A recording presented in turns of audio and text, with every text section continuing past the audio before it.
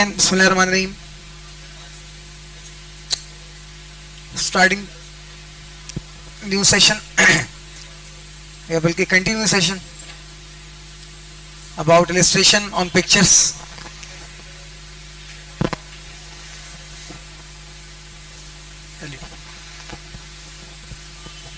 Okay guys,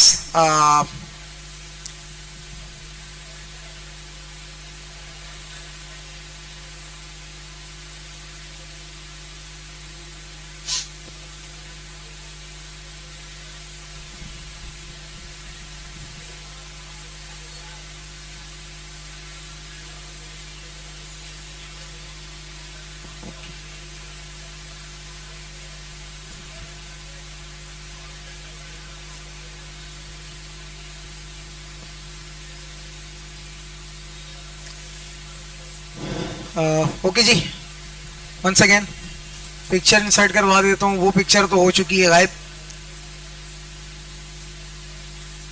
save नहीं किया था हमने.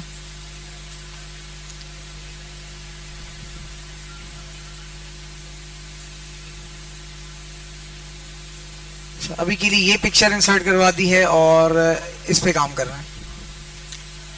ओके, सो हमने रैप टेक्स्ट तक बात कर ली है कि भाई पोजीशन के बाद रैप टेक्स्ट कैसे काम करेगा. बेसिकली हमारे पिक्चर के साथ टेक्स्ट के रिलेशन को डिफाइन कर रहा है ये पूरा ऑप्शन कि किस तरीके से हमने रैप टेक्स्ट के अंदर काम करना है.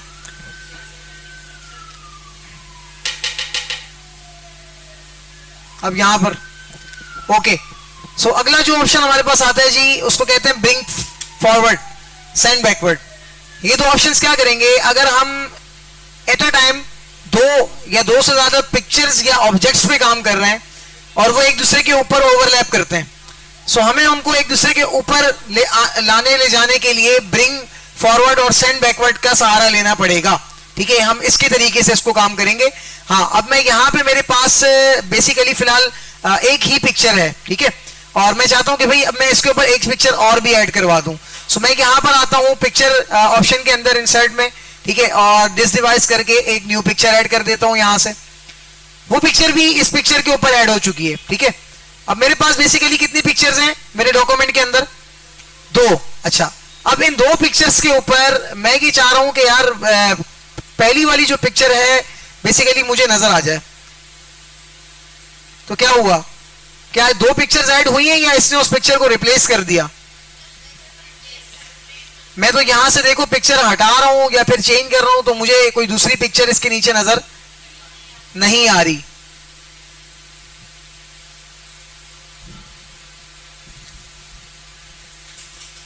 सॉरी, ये तो उसकी कॉपी बन गई.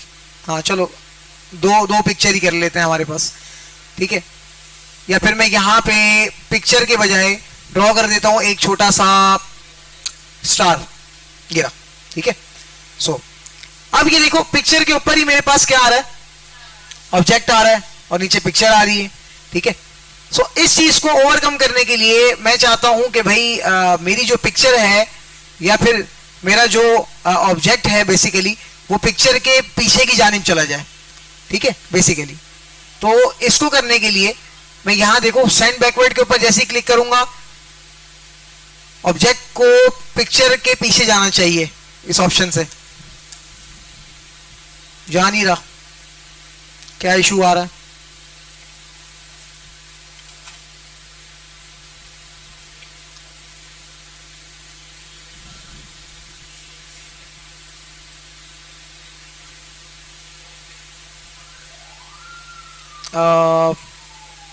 एक मिनट, इसको टेक्स्ट के साथ अप्लाई करके चेक कर लेते हैं.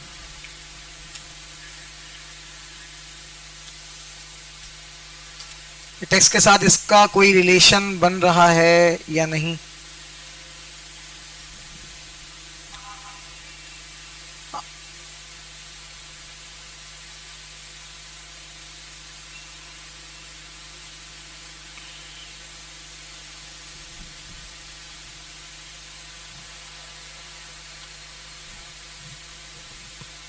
चलो, अभी फिलहाल मेरे ख्याल में थोड़ा सा इसमें इशू आ रहा है, मैं फिर क्लियर करके बताता हूं.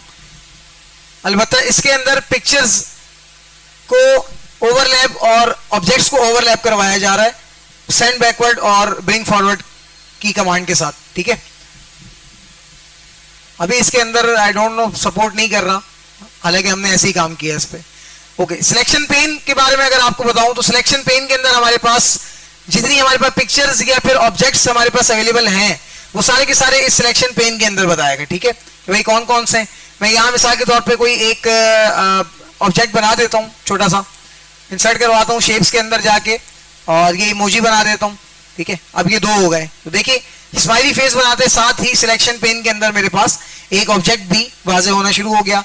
ये पिक्चर है, इसके ऊपर क्लिक करूंगा तो ये सिलेक्ट हो जाएगी, और अगर स्माइली फेस के ऊपर क्लिक करूंगा तो फिर मेरे पास यहाँ पर मेरा जो ऑब्जेक्ट होगा वो सिलेक्ट हो जाएगा। तो सिलेक्शन पेन के अंदर हमारे पास ये सारी चीजें अवेलेबल होंगी। अच्छा जी, अगला जो ऑप्शन हमारे पास आता है कि ये जो ऑब्जेक्ट हमने बनाया हुआ है या फिर जो हमारी पिक्चर है इसको कहाँ अलाइन करना है, ठीक है। पेज के left side, right side, centre, top, bottom, ये सारे ऑप्शन आ रहे हैं। जहां पे आप अलाइन करना चाहते हैं वहां पे आप जस्ट क्लिक करेंगे, अलाइन टॉप, ये पेज के टॉप ऑफ द साइड चला जाएगा। देखें इस तरीके से जो सिलेक्शन में होगा उस वक्त, तो यहां से सारे ऑप्शंस काम करेंगे, ठीक है। उसके बाद जी हमारे पास नेक्स्ट ऑप्शन आ रहा है रोटेट का। हम चाह रहे हैं कि भाई हम रोटेट करें, मैंने इसके ऊपर क्लिक कर दिया पिक्चर के ऊपर और मैं रोटेट करना चाहता हूं उसको। जैसे रोटेट के ऊपर क्लिक करूंगा, रोटेट 90 डिग्री, बिल्कुल 90 डिग्री के एंगल पे इसको रोटेट करके दे रहा है, ठीक है। Rotate 90 degree, left side, right side, दोनों साइड्स पे दे रहा है। फ्लिप का मतलब है कि इसको रिवर्स उल्टा करके दे देगा। फ्लिप हॉरिजॉन्टल का मतलब ये हॉरिजॉन्टली इसको उल्टा करके दे देगा। मोर रोटेशन ऑप्शंस अगर आप करना चाह रहे हैं कि भाई ये मेरे मुताबिक रोटेट हो, सो आप यहाँ पे क्लिक करके अपने मुताबिक इसको जो है वो नंबरिंग दे के रोटेट कर सकते हैं, न्यूमेरिकल नंबरिंग। अदरवाइज ये कि आसान तरीका, आप इसके इस गोल दायरे के ऊपर क्लिक करके इसको अपने माउस के मुताबिक इतनी मूवमेंट में घुमा दें जितना आप इसको रोटेट करना चाहते हैं। क्लियर हो गया भाई? अच्छा, ये ऑप्शंस थे हमारे पास रोटेटिंग के। उसके बाद हमारे पास अगला ऑप्शन आता है क्रॉप, कि भाई हमने किसी पिक्चर को क्रॉप करना है। क्रॉप के लिए बेसिकली हमारे पास यहाँ पे कुछ ऑप्शंस मौजूद हैं, ठीक है। मैं पहले ऑप्शन को एक्सप्लोर करता हूँ जस्ट ऊपर क्लिक करके क्रॉप के ऊपर। सो मेरे पास यहाँ पे इस तरीके से मेरे पास यहाँ पे इस तरीके से मेरी पिक्चर पे क्रॉपिंग ऑप्शन शो हो जाएगा। सो अब कहाँ से क्रॉप करना चाह रहा हूँ भाई, मैं चाह रहा हूँ कि मेरे पास जस्ट गूगल का इतना हिस्सा आए पिक्चर के अंदर, बाकी का ना आए, ठीक है। सो मैंने इसको इस तरह सेलेक्ट किया। सेलेक्ट करने के बाद मैं यहाँ से इसको जो है वो जितने पैरामीटर्स मैं रखना चाहता हूँ अपनी पिक्चर के अंदर मैंने उतने डिफाइन कर दिए इसके लिए। और अब मैं क्या करूंगा, ये करने के बाद जस्ट पेज के बाहर कहीं पे भी मैं जस्ट अपने माउस से क्लिक करूंगा। सो ये देखें मेरी पिक्चर उतने ही एरिया के अंदर क्रॉप होके अवेलेबल हो जाएगी। क्लियर हो गया गाइस? दोबारा मैं अगर कंट्रोल Z करता हूं तो मेरी पिक्चर अपने पूरे फॉर्म में चली जाएगी। सो ये हमारे पास पिक्चर को क्रॉप करने के ऑप्शंस थे। क्रॉप टू शेप, अगर आप किसी शेप के अंदर पिक्चर को क्रॉप करना चाहते हैं, मिसाल के तौर पर मैं चाहता हूं कि भी मेरी ये पिक्चर इस हार्ट शेप में क्रॉप होके आ जाए। सो मैं जैसे इसके ऊपर क्लिक करता हूं ये ऑटोमेटिकली इसको हार्ट शेप में क्रॉप करके दे देगा, ठीक है। सो ये आपके ऊपर है कि अब आपकी क्या क्रिएटिविटी है क्रॉपिंग के हवाले से, देखिएगा।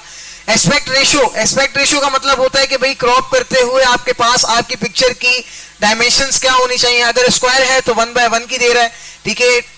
पोर्ट्रेट में 2:3, 3:4, 3:5 और 4:5 इस तरीके से आपको अवेलेबल करवा रहा है। सो जो आप एक्सपेक्ट रेशियो रखना चाहते हैं पिक्चर का क्रॉपिंग के दौरान वो आप यहाँ से रख सकते हैं, ठीक है। उसके बाद अगला ऑप्शन आता है फिल का ऑप्शन आपकी पिक्चर की क्रॉपिंग को रीसाइज करने के काम आएगा, ठीक है। उसके बाद का ऑप्शन है फिट वाला। सो ये आपके पिक्चर को इस फ्रेम के अंदर फिट करवा देगा, चाहे वो हॉरिजॉन्टल फ्रेम हो या फिर वो आपके पास एक वर्टिकल फ्रेम क्यों ना हो, ठीक है। सो ये पिक्चर के रिगार्डिंग क्रॉपिंग के ऑप्शन थे। होप कि आपको क्रॉप करना आ गई होगी, पिक्चर किस तरीके से क्रॉप करेंगे। मजीद जी आगे बढ़ते हैं।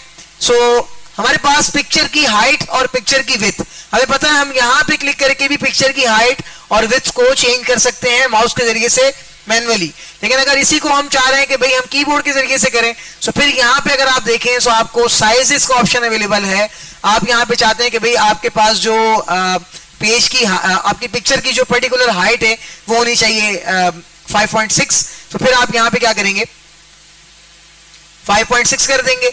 और नीचे जो उसकी लेंथ जो यहाँ पे डिफाइन है पिक्चर की विड्थ जो वो होनी चाहिए 10। सो फिर आप यहाँ 10 के ऊपर 10 लिख के एंटर प्रेस करेंगे। सो ये उस पर्टिकुलर जो है वो हाइट और विड्थ के मुताबिक आपकी पिक्चर को डिस्प्ले करवाएगा। सो भाई इलस्ट्रेशन के अंदर पिक्चर किस तरीके से ऐड करवानी है और पिक्चर के ऊपर कितने सारे काम हम कर सकते हैं, MS वर्ड कितने ऑप्शन हमें देता है, ये सब समझ आ गया। ओके, अब बढ़ते हैं आगे। इनसाइड के अंदर अगला ऑप्शन हमारे पास जो आता है वो है हमारा शेप्स का। अब शेप बेसिकली शुरू से ही मैं करके दिखा रहा हूं आप लोगों को, ठीक है। मैंने थोड़ी देर पहले भी एक शेप बनाई थी यहां पर आपके लिए, मैं फिर दोबारा से कोशिश करता हूं कि एक बना लेता हूं। शेप्स के ऊपर क्लिक करें और कोई भी एक शेप, ये रिसेंट शेप से जो बनाई गई थी, ठीक है, मेरी तरफ से या किसी भी बंदे की तरफ से बनाई गई थी, वो यहाँ रिसेंट में शो हो रही है। मैं चाह रहा हूं कि भाई मेरे पास जो शेप आए वो ये वाली आ जाए। सो मैंने इस शेप को सिलेक्ट किया और ये देखें मैंने एक अदर शेप यहाँ पे बना दी। हाँ, अब इस शेप को बनाते ही मेरे पास लाइक पिक्चर फॉर्मेट एक शेप फॉर्मेट आ गया। अब पहले वो पिक्चर फॉर्मेटिंग थी, अब शेप फॉर्मेटिंग है। तकरीबन यहाँ एक्सेसिबिलिटी से आगे तमाम ऑप्शंस वही हैं, ठीक है। वो छोटा बड़ा करने के जो हमने पिक्चर में किया था वही है। उससे पहले कि अगर ऑप्शंस को देखा जाए, सो इंसर्ट शेप्स, यहाँ से अगर आप दोबारा कोई नई शेप इंसर्ट करना चाह रहे हैं, आप इसके ऊपर क्लिक करें, एक और न्यू शेप इंसर्ट हो जाएगी, ठीक है। उसी शेप को अगर आप चेंज करना चाहते हैं, सो आप यहाँ पे चेंज के ऊपर आके उस शेप के ऊपर जस्ट क्लिक कर दें, वो शेप दूसरी शेप से चेंज हो जाएगा, ठीक है। मजीद आपके पास उस शेप के अलाइनमेंट कहां पर है या ठीक है वो कहां पे शो होनी चाहिए आपको टेक्स्ट के अंदर, वो ये वाला ऑप्शन तय करेगा आपके लिए। मजीद आगे शेप स्टाइल्स, तो अभी मैंने ये शेप सिलेक्ट किया हुआ है, ठीक है, और मैं चाहता हूं कि भाई इस शेप के अंदर एक अदर स्टाइल अप्लाई हो जाए। सो वो स्टाइल मैं इसको सिलेक्ट कर लेता हूं और यहाँ पे ये स्टाइल आ गया। ये इसके अंदर मैंने टेक्स्ट बॉक्स को भी ऐड करवा रखा है। सो अब मैं चाह रहा हूं कि इसके अंदर मेरा कुछ टाइपिंग मटेरियल भी आ जाए, तो मैं यहाँ पे टाइप भी कर सकता हूं, ठीक है। एज ए ग्राफिकल रिप्रेजेंटेशन मैं शेप का काफी ज्यादा अच्छे से यूज कर सकता हूं, जिससे मेरे MS वर्ड के डॉक्यूमेंट के अंदर जरा आप समझ लें कि ग्राफिकल क्रिएटिविटी आ जाएगी, ठीक है। जहां लोग इतना ज्यादा इसको इस आम टेक्स्ट पे तो जाहिर बात है इतनी अटेंशन नहीं बन रही ना हमारी, लेकिन अगर इसी को हम इस तरह ग्राफिकली रिप्रेजेंट कर दें, सो उम्मीद है कि लोग देखेंगे। सो अगर आप चाह रहे हैं कि भाई ग्राफिकली इसको रिप्रेजेंट किया जाए, सो आपकी शेप्स पे आपको आउटलाइनिंग वगैरह या शेप इलस्ट्रेशन को लाजमी करना पड़ेगा।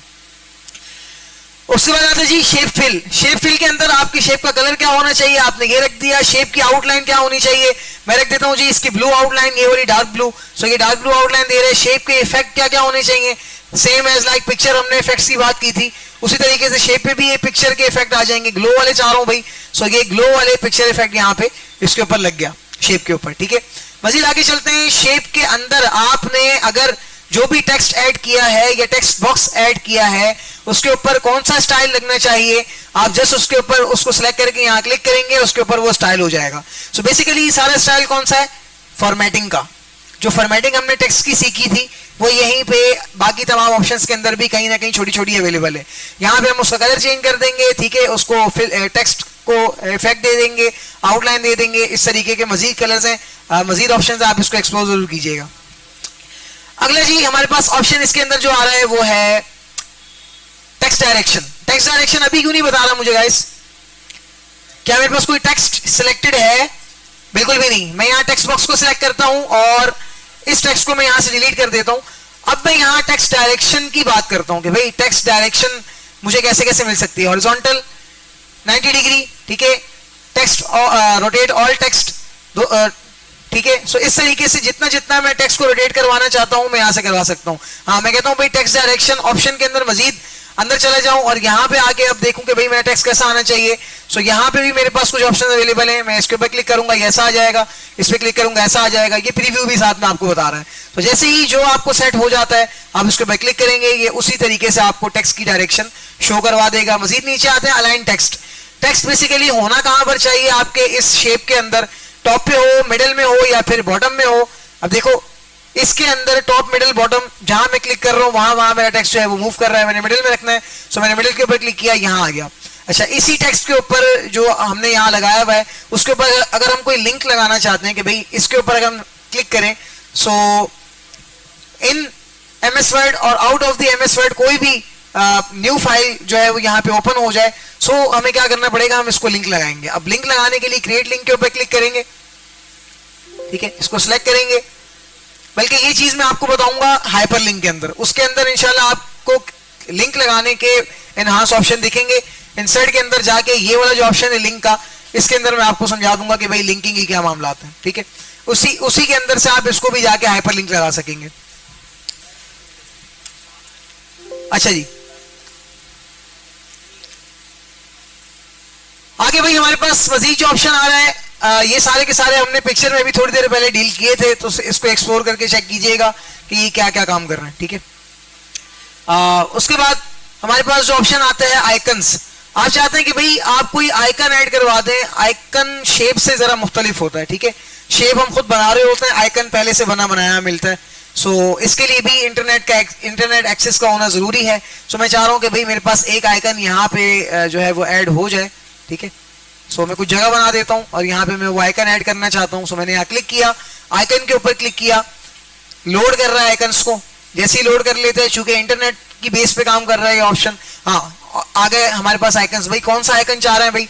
बेसिकली मैं तो चाह रहा था ये वाला आइकन बल्ब का, ठीक है। सो मैंने जैसे इसके ऊपर क्लिक किया, इंसर्ट कर दिया, सो ये आइकन ऑटोमेटिकली आफ्टर डाउनलोडिंग मेरे पास यहाँ पे इंसर्ट होके आ जाएगा। डाउनलोड हो रहा है, जैसे डाउनलोड होता है ये देखें आइकन हमारे सामने आ गया। सेम वही ऑप्शन जो कि हमारे पास पिक्चर पे आ रहे थे, शेड्स पे आ रहे थे, वही ऑप्शन हमारे पास ग्राफिक्स फॉर्मेट की मदद से आइकन्स के ऊपर अप्लाई होंगे, ठीक है। सो इसको एक्सप्लोर करके चेक कर लोगे या पूरे डीप में दोबारा बताऊं? ओके, इसको आगे बढ़ते हैं। ये आइकन मैंने ऐड तो करवा दिया। आइकन के बाद मैं यहाँ पे मजीद और भी एक चीज ऐड करवाना चाहता हूं जिसको कहते हैं 3D मॉडल। अगर हम बात करें 2016 या फिर उससे पहले के वर्जन्स की MS ऑफिस या MS वर्ड के, सो हमारे पास 3D मॉडल्स का ऑप्शन अवेलेबल नहीं था। अब ये हो गया, तो आइए फिर चेक करते हैं कि भाई क्या काम करेगा। सो यहाँ पे मैंने 3D मॉडल ऑप्शन के देखिए नीचे ड्रॉप डाउन में एरो पे क्लिक किया। सो दो ऑप्शन है, डिस डिवाइस और stock 3D model. Stock 3D model के अंदर MS वर्ड के पास इसके ऑनलाइन पोर्टल पे जितने भी स्टॉक मॉडल्स पड़े हुए वो सारे के सारे उठा के यहाँ दिखाएगा। और डिस डिवाइस का मतलब क्या होगा कि हमारी इस डिवाइस के अंदर कोई 3D मॉडल बना हुआ है, सो हम यहाँ पे MS वर्ड के अंदर इंसर्ट करवा सकते हैं। अब 3D मॉडल बनाने के लिए क्या कोई मुझे बता सकता है कि कौन सा सॉफ्टवेयर इस्तेमाल किया जाता है? ब्लेंडर और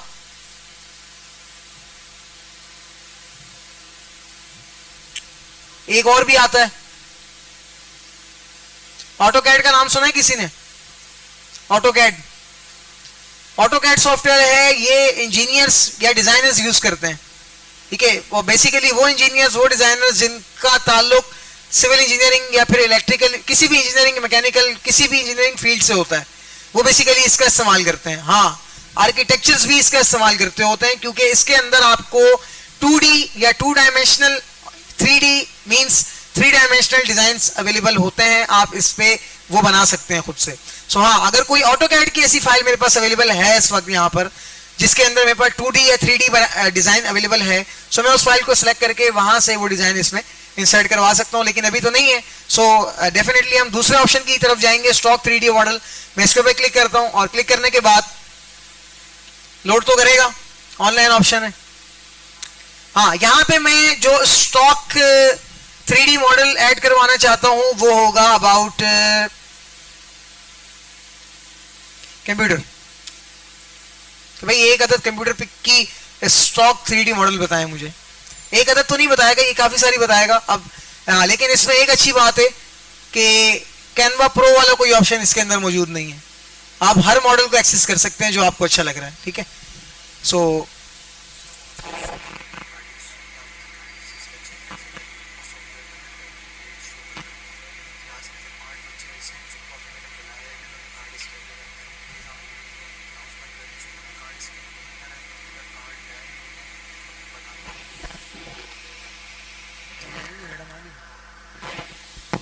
गाइज, आप में से कितने ऐसे स्टूडेंट्स हैं जिनके कार्ड अभी तक स्कैन नहीं हुए या वो कार्ड लेके ही नहीं आए?